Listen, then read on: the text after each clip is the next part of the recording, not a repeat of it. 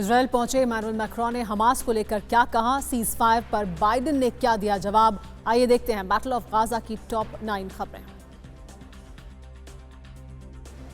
Israel Hamas जंग के बीच Israel पहुंचे इमैनुअल मैक्रोन नेतन्याहू और इजरायली राष्ट्रपति से मुलाकात की। उन्होंने कहा कि आतंकवाद के खिलाफ ये लड़ाई सिर्फ इजराइल ही नहीं पूरी दुनिया के अस्तित्व का सवाल है। मैक्रोन ने कहा, अगर हमास की जीत हुई तो हम सब हार जाएंगे। बंधकों की रिहाई को लेकर अमेरिकी राष्ट्रपति बाइडेन का बड़ा बयान सामने आया है।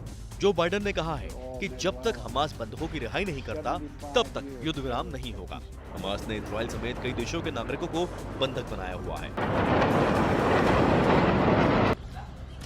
जेनिन में इजरायली सेना और हमास के बीच आमने सामने की लड़ाई जारी है। वेस्ट बैंक के दक्षिणी जेनिन में इजरायली टैंक का काफिला जाबा शहर की ओर जाते हुए दिखाई दिया।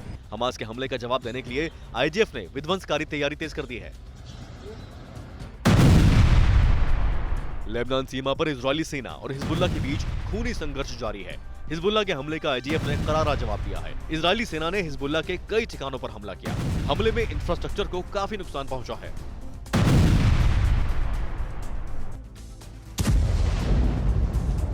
गाजा पर इजरायली हमले में कई रिहायशी मकान भी ध्वस्त हो गए हैं। गाजा पर बमबारी का खौफनाक वीडियो सामने आया है। गाजा के दिल अल बलहा इलाके में एक इमारत को निशाना बनाया गया है। आईडीएफ के एयर स्ट्राइक से पूरी इमारत मलबे में तब्दील हो गई।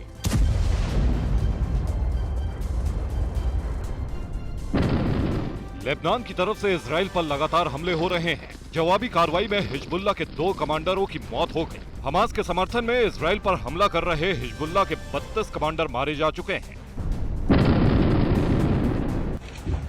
बारूदी गदर से गाजा पट्टी खंडर में तब्दील हो गई है। हमास लड़ाकों को मिट्टी में मिलाने के लिए इजरायली सेना 18 दिनों से बम बरसा रही है। गाजा का कोना कोना दहल उठा है। नुसीरत कैंप की तबाही की तस्वीरें सामने आई हैं। इजरायली हमले में कई इमारतें जमींदोज हो गई हैं।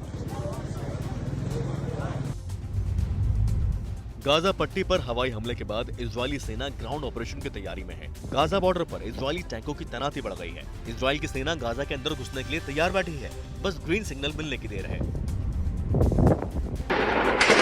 इजरायल लेबनान बॉर्डर पर कई दिनों से हो रही बमबारी के बाद वहां रह रहे लोगों में तनाव बढ़ गया है। हजारों लोग घर छोड़ने को मजबूर है। जंग और तेज होने की आशंका को देखते हुए इजरायल ने पहले ही बॉर्डर को खाली करा दिया है।